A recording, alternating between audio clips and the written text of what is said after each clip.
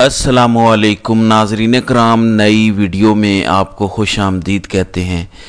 मैंने कल भी आपको ख़बर दी थी कि इस वक्त सुप्रीम कोर्ट में चलने वाला मखसूस नशिस्तों वाला केस इस निज़ाम के लिए दर्द सर बन चुका है। ये ख़बर पिछले कई दिनों से शहर इक़्तिदार में गर्दिश कर रही थी कि सुप्रीम कोर्ट से इस केस को लेकर शहबाज हुकूमत के लिए बहुत बड़ा सरप्राइज़ आ सकता है। कई सहाफ़ी ये ख़बरें रिपोर्ट कर रहे थे कि सुप्रीम कोर्ट के जजिस का मूड बता रहा है, कमरा अदालत का माहौल बता रहा है कि पीटीआई को इस केस में हैरान कुन खुशखबरी मिल सकती है। सुप्रीम कोर्ट का 11 रुकनी बेंच मखसूस नशिस्तों वाले केस की नज़रसानी अपील की दरख्वास्त सुन रहा है। हैरान कुन तौर पर इस बेंच में 5 जजिस वो हैं जो पीटीआई के हक़ में फ़ैसला सुना चुके हैं। जस्टिस हसन रिजवी ये उस बेंच में शामिल हैं जिन्होंने पीटीआई को मखसूस नशिस्तें देने का फैसला सुनाया था, जिसके ऑथर जज जस्टिस मंसूर अली शाह हैं। जस्टिस हसन रिजवी आज छा गए हैं। ज़बरदस्त फैसला, ज़बरदस्त रिमार्क्स। कमरा अदालत का माहौल क्या है? क्या वाकई 11 जजिस ने मूड बदल लिया है? क्या पीटीआई को सुप्रीम कोर्ट से हैरान कुन खुशखबरी मिलने जा रही है? इस पर बात करते हैं। नाज़रीन कराम, ये जो पीटीआई से मखसूस नशिस्तें छीनी गई, ये जो कुछ ड्रामा हो रहा है, इस ड्रामे की इब्तदा पीटीआई से बल्ले का इंतखाबी निशान छीनने से शुरू हुई। इलेक्शन से 15 दिन पहले पाकिस्तान की सबसे बड़ी सियासी जमात से जो उनका इंतखाबी निशान छीना गया, पीटीआई सुप्रीम कोर्ट के 3 रुकनी बेंच ने पाकिस्तान की अदालती तारीख का बदनामे ज़माना फैसला दिया। मैं बहुत दफ़ा कह चुका हूँ कि पीटीआई से बल्ले का इंतखाबी निशान छीनने वाला ये फैसला सुप्रीम कोर्ट के जजिस का पीछा करेगा। सुप्रीम कोर्ट चाह कर भी या ना चाहते हुए भी ये दाग अपने ऊपर से नहीं धो सकता कि किस तरह आइन और कानून की किताब के जरिए पाकिस्तान की सबसे बड़ी सियासी जमात को 15 दिन पहले इलेक्शन से उनके इंतखाबी निशान से महरूम किया गया। मखसूस नशिस्तों वाले केस की समाअत के दौरान एक दफ़ा फिर अदालत के इस बदनामे ज़माना फैसले का जिक्र हुआ। बड़ी टेक्निकल बात है। 13 रुकनी बेंच था सुप्रीम कोर्ट का जिसने पीटीआई को मखसूस नशिस्तें देने का फैसला सुनाया। उन 13 रुकनी बेंच में से कम 7 जजिस को साइड पे किया गया। अब मजबूरी थी क्योंकि सुप्रीम कोर्ट में इस वक्त जजिस की तादाद 16 है। 5 जजिस को उस आईनी बेंच के अंदर बिठाया गया, ये सोचते हुए कि ये 5 जजिस इस निज़ाम की फेवर में फैसला सुनाएंगे, इस हुकूमत के हक में फैसला देंगे। अब जाहिर है वो 5 जजिस जिन्होंने आज से 8-9 माह पहले तमाम तर केस सुनने के बाद मखसूस नशिस्तें पीटीआई को देने का फैसला दिया था, वो कैसे 8 माह में अपना पूरा माइंड बदल लेंगे? कल मैंने आपको बताया था कि सुप्रीम कोर्ट को कवर करने वाले कई सहाफ़ी ये रिपोर्ट कर रहे हैं कि जजिस का मूड बता रहा है कि उनके पास कोई कानूनी रास्ता नहीं है। सुप्रीम कोर्ट ने फैसला दिया था कि मखसूस नशिस्तें आइन और कानून के मुताबिक ये तमाम तर मखसूस नशिस्तें सुन्नी इत्तेहाद कौंसिल यानी पीटीआई को मिलनी चाहिए। ये बात उस टाइम भी नहीं हुई थी कि दरअसल सुन्नी इत्तेहाद कौंसिल के आज़ाद अरकान को इंडिपेंडेंटली इलेक्शन लड़ना क्यों पड़ा? क्यों पीटीआई को उनसे उनका इंतखाबी निशान पीटीआई से छीना गया? इस दफ़ा नज़रसानी अपील के अंदर यह मामला उठाया गया। सुप्रीम कोर्ट के 5 जजिस ऐसे हैं जो उन 8 जजिस में शामिल हैं जिन्होंने पीटीआई के हक में फैसला सुनाया था। जस्टिस हसन रिजवी भी शामिल हैं। अब हसन रिजवी ने आज बड़ा ज़बरदस्त फैसला दिया, यानी उन्होंने तो पूरे निज़ाम, पूरे केस की दुखती रग पकड़ ली कि ये बताएं कि मखसूस नशिस्तों का जो शोर मचा हुआ है कि पीटीआई को मिलनी चाहिए या हुक्मरान इत्तेहाद को मिलनी चाहिए, असल मामला क्या है जिस वजह से सुन्नी इत्तेहाद कौंसिल यानी पीटीआई को इंडिपेंडेंटली इलेक्शन लड़ना पड़ा। यहां तक कहा गया कि बल्ले का इंतखाबी निशान छीनने के लिए तो रात गए तक अदालतें लगाई जाती थी। हसन रिजवी बात करते हैं कि रात गए तक कमरा अदालत में पूरी अदालत लगाकर काजी साहब बैठते थे सिर्फ इस वजह से कि किसी तरह पीटीआई से उनका इंतखाबी निशान छीना जाए। मकसद यही था कि पीटीआई मखसूस नशिस्तों से महरूम हो जाए। बहरहाल सुप्रीम कोर्ट के 13 रुकनी बेंच ने उनको मखसूस नशिस्तें दी और उसकी नज़रसानी अपील अब सुप्रीम कोर्ट में दायर है। मैंने कल भी इसका फ़र्क आपको समझाया था कि अब पूरा केस नहीं सुना जा सकता। ये हसन रिजवी ने भी आज बात की कि ये केस पूरा नहीं सुना जा सकता क्योंकि ये वो तमाम दलाइल और सवालात हैं जो पहले हम पीटीआई और हुकूमत के वकला से पूछ चुके हैं।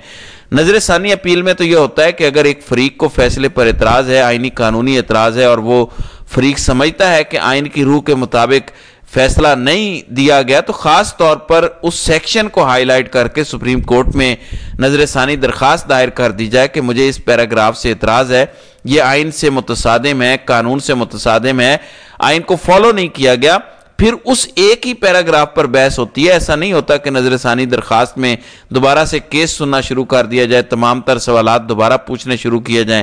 اور اس دفعہ تو نظام ایک قدم آگے گیا ہے۔ نظر ثانی درخواست میں ایک تیسرا فریق بھی ایڈ ہو گیا، مسلم لیگ نون کی وہ خواتین اراکین جن کو مخصوص نشستیں ملی لیکن سپریم کورٹ کے حکم کے بعد ان سے مخصوص نشستیں لے کر پی ٹی آئی کی خواتین کو دی گئیں، وہ خواتین بھی اب فریق بنی ہیں۔ اب پاکستان کے عدالتی نظام پر رویا جائے یا ہنسا جائے، کس طریقے سے آئین اور قانون کی دھجیاں اڑائی جا رہی ہیں ہر گزرتے دن کے ساتھ اس سماعت میں یہ پتہ چل رہا ہے کہ جج صاحبان کسی صورت بھی اپنا فیصلہ تبدیل نہیں کر پا رہے۔ مثلا جمال خان مندوخیل، وہ جج جنہوں نے قاضی کے ساتھ اس فیصلے کی مخالفت کی، یعنی سپریم کورٹ کے 8 ججز نے پی ٹی آئی کو مخصوص نشستیں دیں، جن 5 ججز نے 8 ججز سے اختلاف کیا جن میں قاضی صاحب تھے، اور جمال خان مندوخیل نے تو آنکھیں بند کر کے صرف قاضی کے اختلافی نوٹ پر دستخط کر دیے تھے۔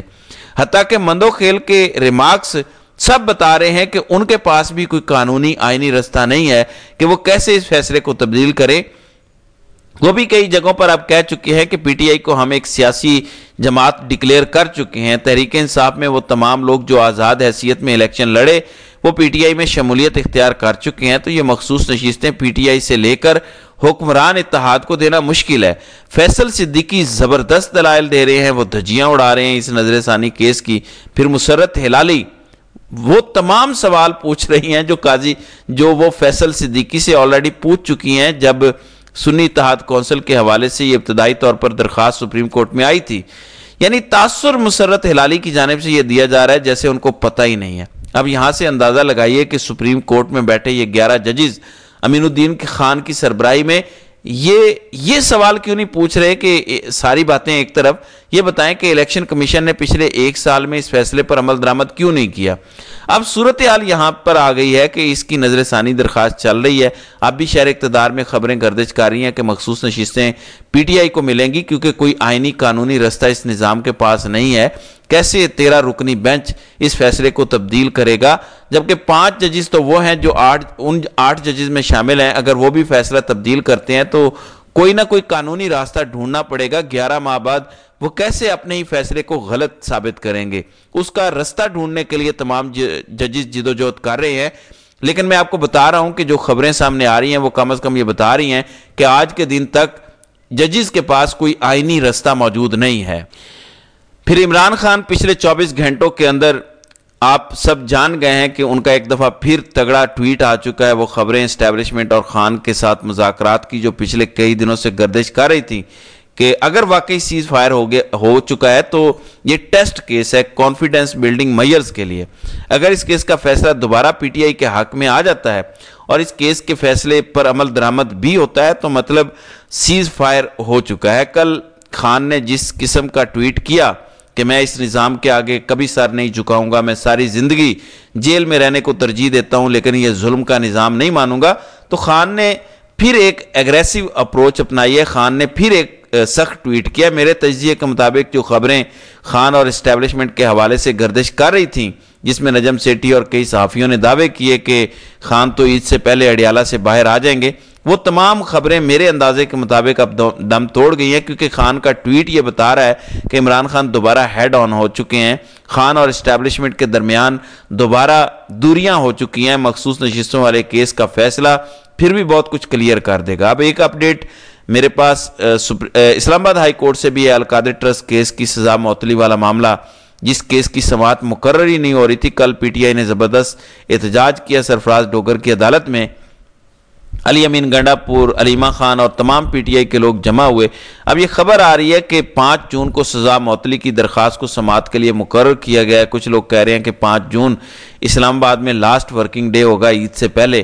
اگر اس دن بھی یہ سماعت نہیں ہوتی تو معاملہ عید کے بعد چلا جائے گا۔ بیرسٹر گوہر اور پی ٹی آئی کے بہت سارے لوگ تو یہ کلیم کر رہے ہیں کہ خان عید سے پہلے اڈیالہ سے باہر آ جائیں گے، لیکن وہ کیسے آئیں گے جب تک ان کی سزا معطلی کی درخواست پر سماعت نہیں ہوتی، یہ ابھی سمجھ نہیں آ رہی۔ بہرحال दोनों महाज बड़े इंपॉर्टेंट हैं। सुप्रीम कोर्ट से भी ऐन मुमकिन है कि मखसूस नशिस्तों वाले केस का फैसला ईद से पहले आ जाए, क्योंकि 29 मई को कल दोबारा इस केस की समाअत होनी है। अब इस केस में आगे क्या होगा ये आइंदा आने वाले कुछ दिनों के अंदर डिसाइड हो जाएगा, और पीटीआई के लिए भी सुप्रीम कोर्ट से बड़ी खुशखबरी आ सकती है। तो देखते हैं कि आगे आगे होता है क्या। तो नाज़रीन करम, आपकी इस वीडियो के हवाले से क्या राय है? आप अपनी राय का इजहार कमेंट सेक्शन में ज़रूर कीजिएगा।